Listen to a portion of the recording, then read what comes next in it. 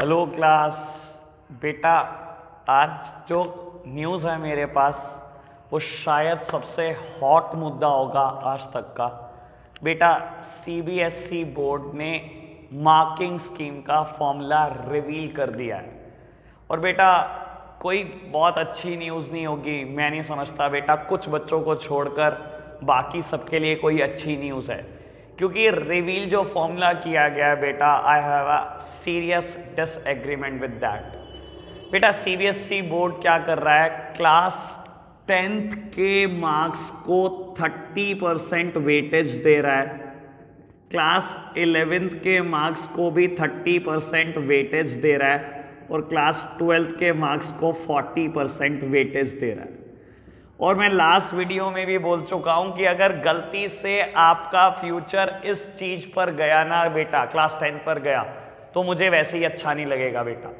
10th class का क्या link है कॉमर्स साइड से, क्या लिंक है बिजनेस स्टडीज इकोनॉमिक्स से, जो 10th क्लास को कंसीडर किया गया, पहली बात। दूसरी बात बेटा, जो 12th क्लास का 40% वेटेज है, it is based upon pre boards.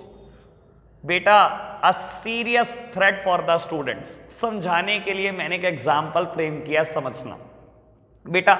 मैं बोलता हूं आप क्लास 10 तक टॉपर रहे हो, let suppose you score 90% in class 10th, you score 90% in class 11th and you have scored 80% in 12th pre-boards।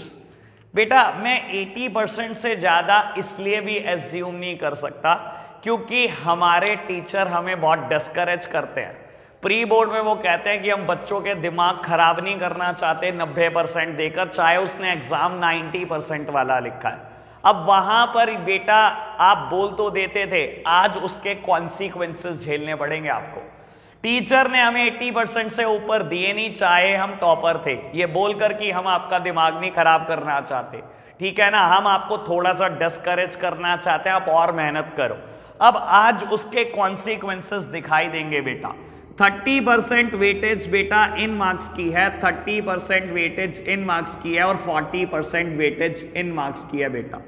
अब मैं बात करूं बेटा तो यानी कि 27% यहां से आएंगे, 27% यहां से आएंगे और बेटा 32% यहां से आएंगे बेटा। और टोटल कितना हो जाएगा ये हमारा, ये टोटल हो जाएगा बेटा 86%। मुझे तो ये समझ नहीं आ रहा बेटा, टॉपर 86% के साथ कहां स्टैंड करेगा।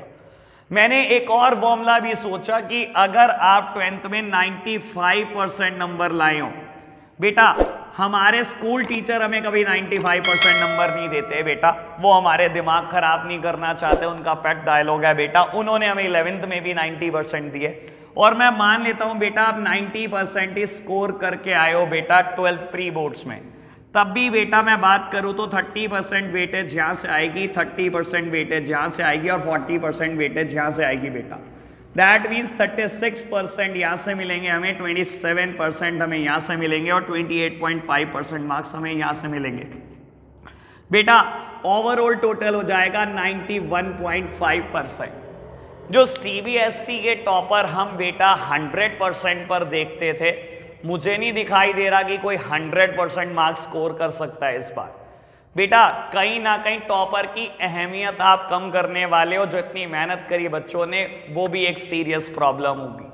दूसरी बात बेटा, मैं ये भी सोच रहा था कि अगर किसी ने क्लास 12th में प्री बोर्ड्स नहीं दिए, उनका क्या होगा बेटा।